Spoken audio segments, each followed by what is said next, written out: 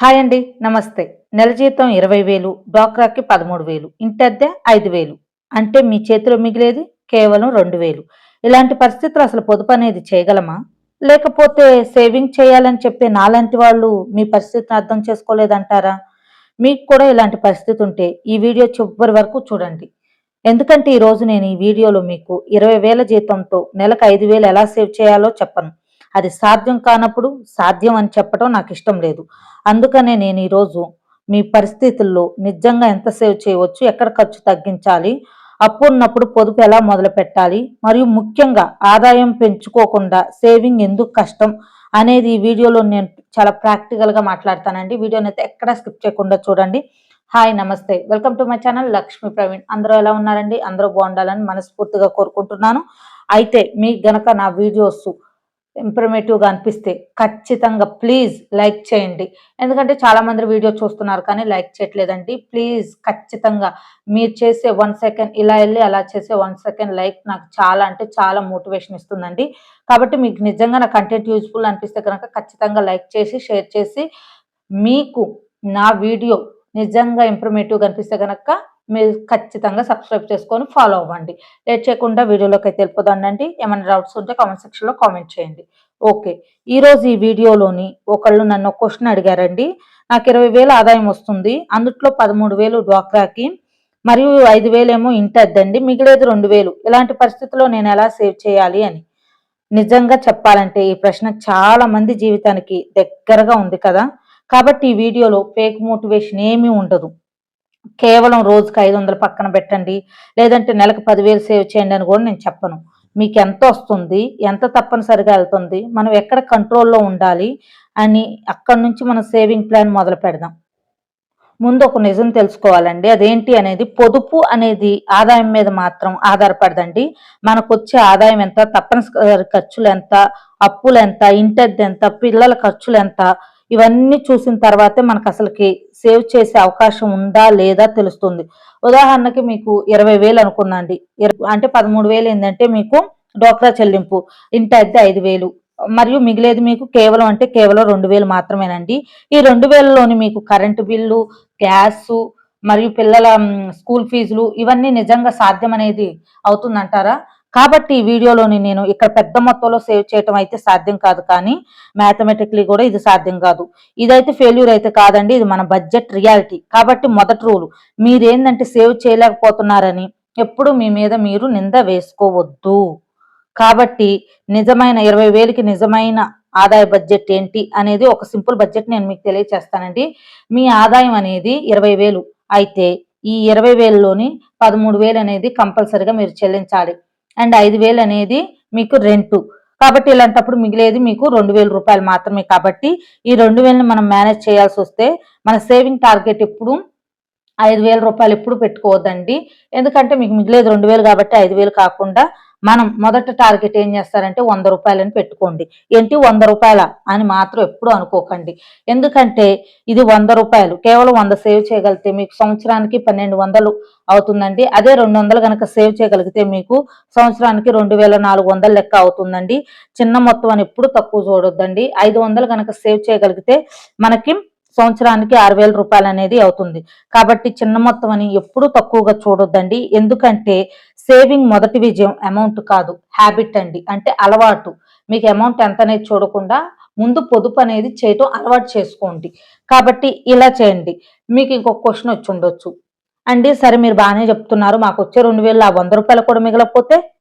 ఇది ముఖ్యమైన ప్రశ్న కదా! అయితే ఇప్పుడు ముందు సేవింగ్ అనే రూల్‌ని కొంతకాలం పక్కన పెట్టండి. ముందు క్యాష్ ఫ్లో పాజిటివ్ చేయండి. ఏంటనంటే ఆదాయం మరియు తప్పనిసరి ఖర్చులు అండ్ మిగులు. ఇవి కనీసం కొంత మిగులు. ఇట్లా ఆదాయం, తప్పనిసరి ఖర్చులు ఇట్లా రాసుకోండి. మీరు దీనివల్ల ఏందంటే మీకు క్లారిటీ వస్తది. ఇక్కడ 2 మార్గాలు ఉన్నాయండి. మనం ఒకటి ఖర్చులు తగ్గించుకోవటం, 2 ఆదాయం పెంచుకోవటం. ఏందంటే ఖర్చులు తగ్గించుకోవటం ఎలా? ఇప్పుడు ఖర్చులు నేను చాలా క్యాజువల్‌గా చెప్తా. ఏది ఖర్చులు తగ్గించుకోండండి అని. కానీ మీ ఇంట్లోని 3 ఈటిల్లోని ఏందంటే ప్రతి ఒక్కళ్ళకి ఈ ఖర్చులు తగ్గించుకోవటంలో ఖచ్చితంగా 3 కేటగిరీస్ ఉంటాయండి. చేయాల్సిన ఖర్చులు అండ్ మనం తగ్గించుకోదగ్గ ఖర్చులు అండ్ మూడోది ఏందంటే పూర్తిగా ఆపగల ఖర్చులు ఏందంటే గ్యాసు, అద్దె, ఇంటి బిల్లు, మరియు ఆహారం, మందులు ఇలాంటివి ఏందంటే పూర్తిగా కట్ చేయటానికైతే సాధ్యం కాదు కదా! ఇలాంటప్పుడు తగ్గించుకోగల ఖర్చులేంది? బయట టీ, అవసరం లేని ఆన్‌లైన్ షాపింగ్‌లు, చిన్న చిన్న ఇంపల్సివ్‌లు అంటే అవసరం లేని సబ్స్క్రిప్షన్‌లు, అవసరం లేకుండా ఎక్కువ మొబైల్ రీచార్జ్ చేయటం, అవసరం లేకుండా షాపింగు. ఇలాంటివి ఏందంటే మనం తగ్గించుకోవచ్చు. ఇంకా పూర్తిగా ఆపగల ఖర్చులేమన్నా ఉన్నాయంటే ఆఫర్ ఉందని కొనటం, చాలా చీప్‌గా ఉంది కాబట్టి తీసుకుందాం అనటం, ఇంట్లో ఆల్రెడీ ఉన్నా గానీ కొత్తది నచ్చిందని, ఇలాంటి ఖర్చులు మన సేవింగ్‌కి పెద్ద ఖర్చుల వల్ల గాదండి. చిన్న చిన్న ఖర్చుల వల్లే మనకి ఎక్స్‌పెన్సెస్ వల్లే ఎక్కువ డబ్బనేది పోతుంది. ఇది గుర్తుపెట్టుకోండి. 10, 20 అని ఎప్పుడు సింపుల్‌గా తీసేయొద్దు. సరే ఈ ఖర్చులన్నీ ఓకే. మేమెలా సేవ్ చేయాలి అనంటే, మీరు 10, 20, 50 మెథడ్‌లు అంటే రూ. 10 మొత్తం 500 సేవ్ చేయటం మీకు కష్టం. లేదు రూ. 100 కూడా సేవ్ చేయటం మీకు కష్టం అనిపిస్తుంది అనంటే గనక, ఏం చేస్తారంటే ప్రతిరోజు మిగిలిన డబ్బులు అది 10 కావచ్చు, రూ. 20 ఇదిగోండి రూ. 10 కావచ్చు, రూ. 20 కావచ్చు పక్కన పెట్టండి. 10 అంటే నెలకి మనకి రూ. 300 గదా! అదే రూ. 20 అంటే మనకి నెలకి రూ. 600. ఇట్లా ఏందంటే ఒక విషయం మన బేసిక్ నీడ్స్‌ని తగ్గించుకొని మాత్రం ఎప్పుడు పొదుపు చేయకండి. ఎందుకంటే ఆహారం తగ్గించుకోవటం సేవింగే గాదండి. మందులు కొనకుండా సేవ్ చేయటం గూడా సేవింగ్ గాదు. పిల్లల అవసరాలు వాళ్ళకి కావాల్సిన అవసరాలు తీర్చకుండా చేసే సేవింగ్ కూడా సేవింగ్ కాదండి. ఇదొక ఫైనాన్షియల్ ప్లానింగ్ అయితే అస్సలు కాదండి. కాబట్టి మన అవసరాలు తీర్చిన తర్వాత మిగిలిన దానిలోనే డిసిప్లిన్ తీసుకొని రావటమే అసలైన సేవింగ్. కాబట్టి మీరు 10, 20, 5, రూ. 2 రూపాయి కాయిను ఏదైనా సరే డిబ్బీలో వేసుకోవటం అలవాటు చేసుకోండి. ఇలా చిల్లర డబ్బుల్లాగా డిబ్బీలో వేసుకోవటం అలవాటు చేసుకోండి. ఇయ్యే రేపు మీకు పెద్ద మొత్తంగా కనపడతాయి. అది మాత్రం మర్చిపోవద్దు. ఓకేనా? ఓకే. మీరు ఓకేనండి. సరే మీరు చెప్పింది బానే ఉంది. మరి ఈ 20,000 జీతంతోని మేము ఎమర్జెన్సీ ఫండ్‌ని క్రియేట్ చేయగలమా? యెస్. ఇప్పుడు మీకు అప్పుంది. ఆదాయం తక్కువ. అయితే మీరనుకోవచ్చు ఏందంటే ఇలాంటప్పుడు ఏందంటే ఇన్వెస్ట్‌మెంట్ చేయటం చాలా కష్టం. కానీ ప్రతి ఒక్క ఫ్యామిలీలోని ఎమర్జెన్సీ ఫండ్ అనేది కంపల్సరీగా ఉండాలండి. ఎందుకంటే పిల్లలకి మెడికల్ ఎక్స్‌పెన్సెస్ రావచ్చు. ఇంట్లో ఎవరికన్నా ఆరోగ్యం బాగోకుండా ఉండొచ్చు. లేదంటే కరెంటు, స్కూల్ ఫీజు, గ్యాసు ఇలా ఏదన్నా అన్‌ఎక్స్‌పెక్టెడ్‌గా ఏదన్నా ఖర్చు రావచ్చు. ఇలాంటప్పుడు మనం ఖచ్చితంగా ఎమర్జెన్సీ ఫండ్ అనేది ఉండాలి. సేవింగ్ కంపల్సరీగా ఉండాలి. అందుకే మీరు మొదట టార్గెట్ ఏం చేస్తారంటే మీరు ఒక రూ. 1000 పెట్టుకోండి. ఆ తర్వాత ఈ టార్గెట్‌ని ఏందంటే పెంచుకుంటూ పోండి. తర్వాత 2000 తర్వాత 5000 ఇలా ఏందంటే మీరు టార్గెట్ పెంచుకుంటూ పోండి. కంపల్సరీగా మనకి ఎమర్జెన్సీ ఫండ్ అనేది ఉండాలి. ఇంకొకటండి మీకు ఓకే. ఎమర్జెన్సీ ఫండ్ సేవ్ అయింది. తర్వాత మీరేందంటే డ్వాక్రా చెల్లింపులు అసలకి నిజంగా ఎంతుంది? వడ్డీ ఎంతుంది? ఎప్పటికి చెల్లించాలి?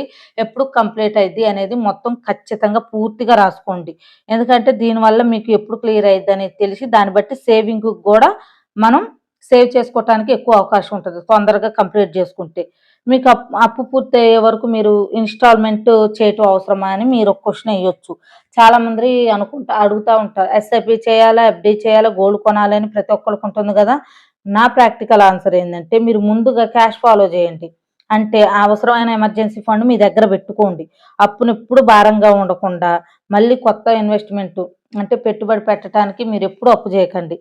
ముందుగా మీరేందంటే మీ బేసిక్ అంటే నీడ్స్ మీ రోజువారీ అవసరాలు మరియు ఎమర్జెన్సీ ఫండు ఏ ఇలాంటివి అంటే ఎక్కువ అప్పున్న వాటిని తీర్చటం. తర్వాత అప్పుడు ఆలోచించండి లాంగ్ టర్మ్‌లోని మనం ఇన్వెస్ట్ చేయటం. ఇన్వెస్ట్‌మెంట్ గురించి ఆలోచించుకొని తీసుకునే ముందు మీ లోను ఇదంతా కంప్లీట్ అయిన తర్వాతే ఇన్వెస్ట్‌మెంట్ చేయండి. అసలకి ఓకేనండి మీరు అయన్నీ బానే చెప్తున్నారు. మరి మా ఇన్‌కమ్ పెంచుకోవటం ఎలా? అనంటే ఇక్కడే మనం ఒక నిజాయితీగా ఒకటి మాట్లాడుకోవాలండి. మీ ఆదాయం 20,000 ఓకే. 18,000 అనేది ఫిక్స్‌డ్ అమౌంట్ ఓకే. మీకు మిగిలేది రూ. 2,000 ఓకే. డన్. ఇందుట్లో మీరు 5,000 సేవ్ చేయాలంటే 3,000 ఎక్కడి నుంచి తేవాలంటారు మనం? ఆ! కాబట్టి ఇలా మనం ఖర్చులు తగ్గించగలిగితే తగ్గించండి. కానీ తగ్గించే అవకాశం లేకపోతే కాబట్టి మీరేం జేస్తారంటే మీ ఇన్‌కమ్‌ని పెంచుకోవాలి.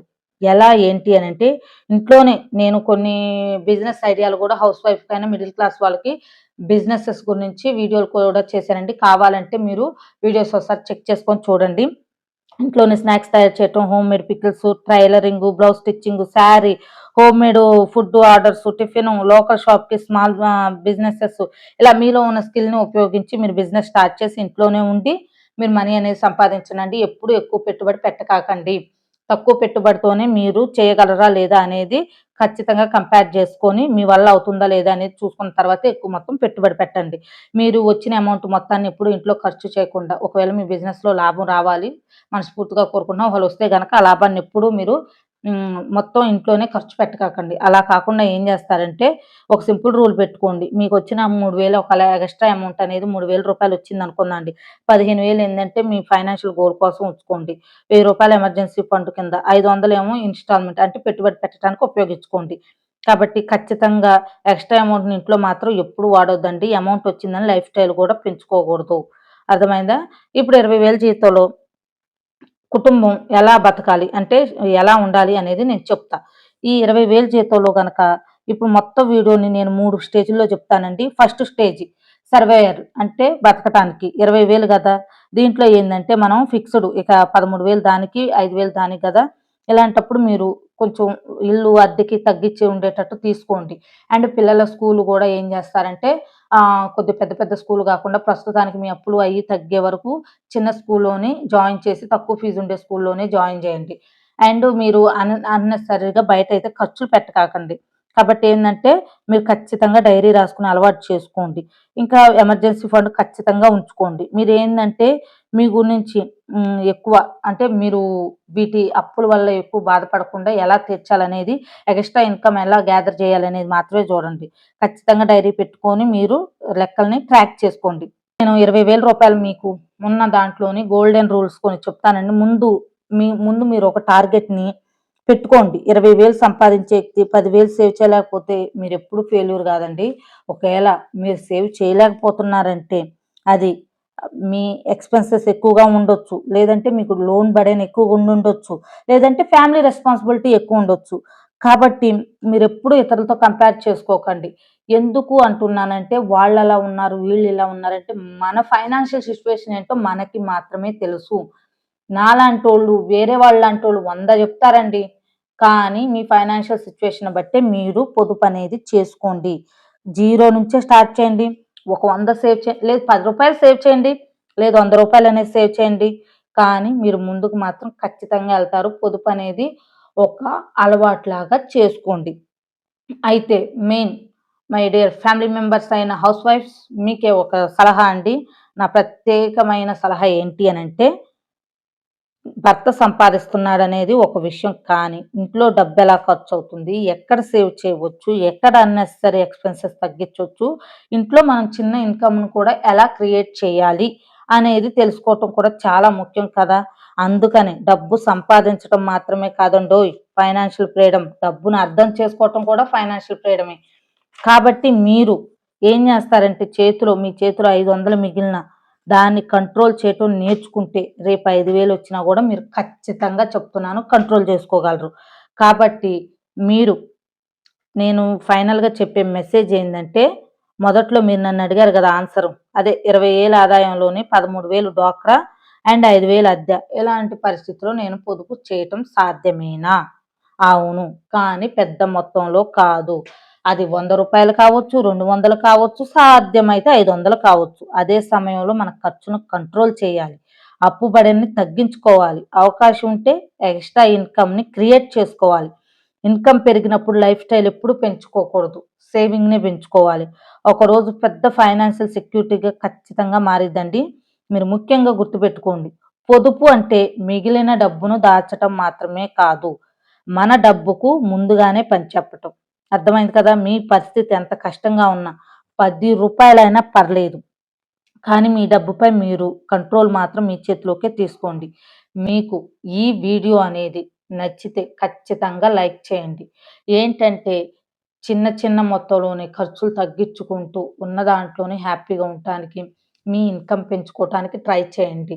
అండ్ పిల్లల్ని తక్కువ స్కూల్‌లో చదివించండి. ఖచ్చితంగా గవర్నమెంట్‌యి ఆహ్, హెల్త్ ఇన్సూరెన్స్‌లు ఉంటాయి. అవి ఖచ్చితంగా తీసుకోండి. ఎమర్జెన్సీ ఇది కూడా టర్మ్ ఇన్సూరెన్స్ కూడా కంపల్సరీగా తీసుకోండి. గవర్నమెంట్‌వి ఉంటాయి కాబట్టి ఆ 2 తీసుకొని మీరు ఇన్‌కమ్ పెంచుకొని మీ లైఫ్‌లో సక్సెస్ కావాలని మనస్ఫూర్తిగా కోరుకుంటున్నానండి. ఈ వీడియో గనక మీకు నచ్చితే ఖచ్చితంగా లైక్ చేసి, షేర్ చేసి, సబ్స్క్రైబ్ చేసుకోండి. ఎందుకంటే చాలామంది వీడియో చూస్తున్నారు కానీ లైక్ చేయట్లేదండి. మీకు నిజంగా ఇన్ఫర్మేటివ్‌గా అనిపిస్తే ఖచ్చితంగా లైక్ చేయండి. మీరు నన్ను కావాలంటే డౌట్స్ కూడా అడగొచ్చండి. మీకిలా దేని మీదన్నా బడ్జెట్ కావాలి అనంటే ఖచ్చితంగా కామెంట్ సెక్షన్‌లో కామెంట్ చేయండండి. మనలాంటి మిడిల్ క్లాస్‌కి ఉపయోగపడే ప్రాక్టికల్ విషయాలు మాత్రం నేను తెలియజేస్తానండి. థ్యాంక్ యూ అండి. ఈ వీడియోలో చెప్పిన బడ్జెట్టు నేను కేవలం అంటే ప్రతి ఒక్క కుటుంబానికి మీరు ఒకేలాగా సరిపోదండి. అది మీ ఆదాయం, అప్పులు, కుటుంబ అవసరాలు, లోను దాని మీద ఆధారపడి మీ బడ్జెట్ ఉంటదండి. ఏ ఇన్వెస్ట్‌మెంట్‌కైనా, లోన్‌కైనా సరే డెసిషన్ తీసుకునే ముందు ఖచ్చితంగా అన్నీ తెలుసుకొని నిర్ణయం తీసుకోండి. అప్పుల పాలై మాత్రం మిమ్మల్ని మీరు, మీ కుటుంబాన్ని ఎప్పుడు ఇబ్బందుల పాలు చేయకండి. ఓకేనా? మీకు ఈ వీడియో ఖచ్చితంగా ఇన్ఫర్మేటివ్‌గా అయిందని అనుకుంటున్నాను. ఖచ్చితంగా ఫైనాన్షియల్ మోటివేషన్ వీడియోల కోసం లక్ష్మీ ప్రవీణ్ ఛానెల్‌ని ఫాలో అవ్వండి. Thank you for watching. Stay positive, be happy.